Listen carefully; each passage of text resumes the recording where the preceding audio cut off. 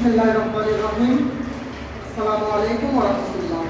সুপ্রিয় শিক্ষার্থী, আশা করছি আপনারা সবাই ভালো আছেন।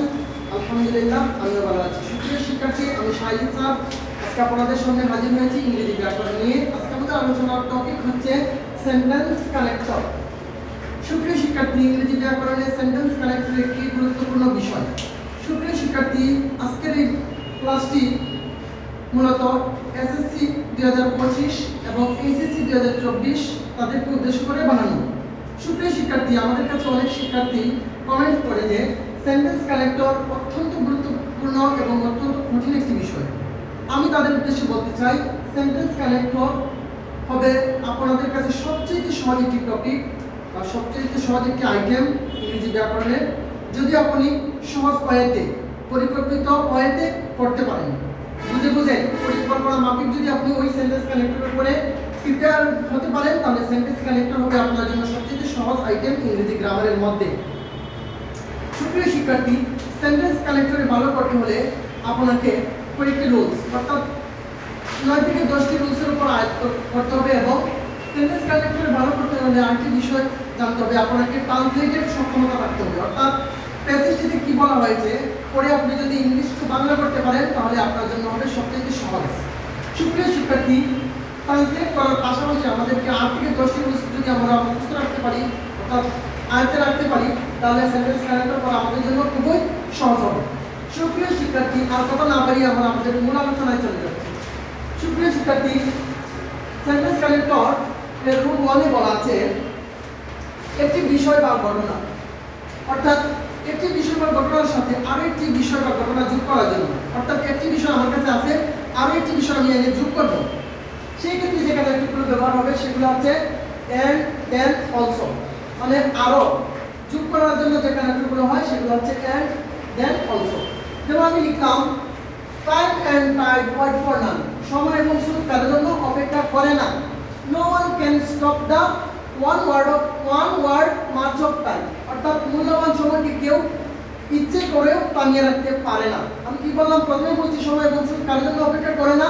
আমি যদি এখানে লিখি এন্ড এবং কেউ ইচ্ছা করেও সময়কে থামিয়ে রাখতে পারে না বা চাইলেও সময়কে থামিয়ে রাখতে পারে না।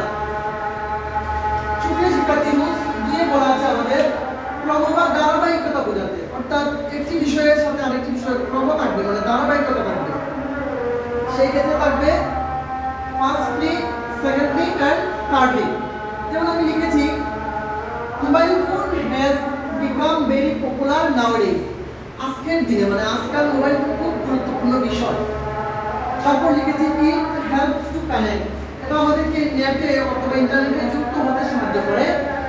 It helps to exchange information, তারপর ইন্টারনেটে নিয়ে আমাদেরকে কি দেয়, মোবাইল ফোন আমাদেরকে এক্সচেঞ্জ ইনফরমেশন, মানে যতটুকু আমাদের ইনফরমেশন তথ্য দরকার ততটুকু দিয়ে থাকে। এখন এখানে মোবাইল ফোনের ধারাবাহিকতা মানে মোবাইল ফোনের একটির পর আরেকটি কি উপকারিতা বর্ণনা করা হয়েছে, সেক্ষেত্রে আমরা এখানে ধারাবাহিকতা বর্ণনা করবো। তাহলে কি লিখবো, প্রথমে ফার্স্টলি, প্রথমে এটা আমাদেরকে নেটের সাথে যুক্ত করে সেকেন্ডলি, এটা আমাদের কি ইনফরমেশন দেয়। তারপর যদি আমরা মোবাইল ফোনে আরো কিছু গুণ বর্ণনা করতে হলে তারপর লিখবো থার্ডলি, ফোর্থলি, ফিফথলি, সিক্সথলি, এভাবে কিভাবে ধারাবাহিকতা বর্ণনা হবে।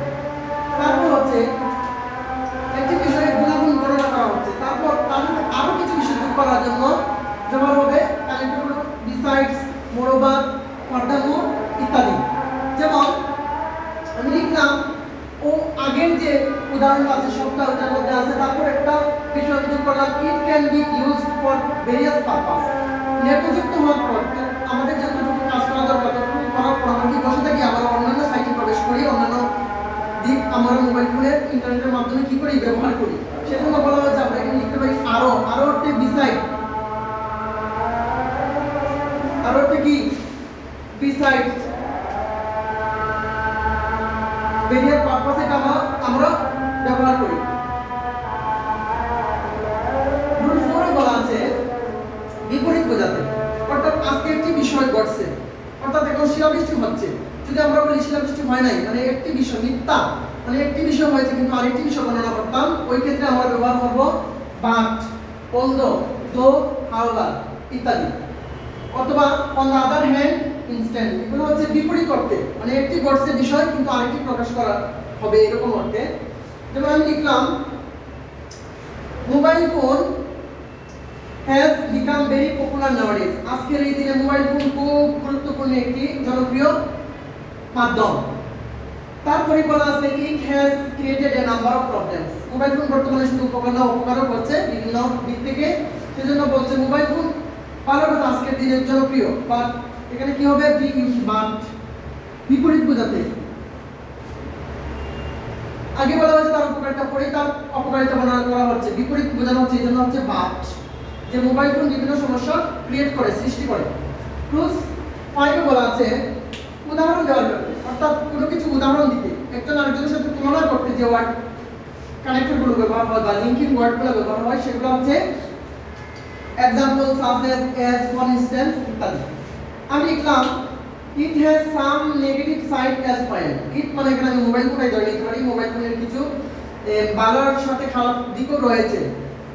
তাহলে আমার উদাহরণ দিতে হবে, তাহলে উদাহরণের ক্ষেত্রে এজ দিয়ে দিই আমি, এজ অর্থ হচ্ছে যেমন excessive mobile phone, excessive use of, কি হবে use of mobile phone may damage our hearing power, অতিরিক্ত মোবাইল ফোন ব্যবহার করলে অর্থাৎ হেডফোন দিয়ে যদি আমরা সারাক্ষণ কানে দিয়ে গান শুনি, ওয়াজ শুনি, গজল শুনি, মানে একদিন দেখবো আজ হচ্ছে না কাল হচ্ছে না পুরো হবে না, দেখবো কয়েক বছর পর তোমার কানের পাওয়ার চলে গেছে, অর্থাৎ কানের শ্রবণ শক্তি কমে গেছে। এই জন্য আমরা বলতে পারি অতিরিক্ত মোবাইল ফোনের ব্যবহার আমাদের কি করতে পারে, শ্রবণ শক্তি কেড়ে নিতে পারে। সুপ্রিয় শিক্ষার্থী, সেন্টেন্স কানেক্টরে আজকে আমরা প্রথম ক্লাসে 5টি রুলস নিয়ে আলোচনা করেছি। আশা করছি আপনারা সবাই বুঝতে পেরেছেন। সবাই ভালো থাকবেন, সুস্থ থাকবেন। আল্লাহ হাফেজ।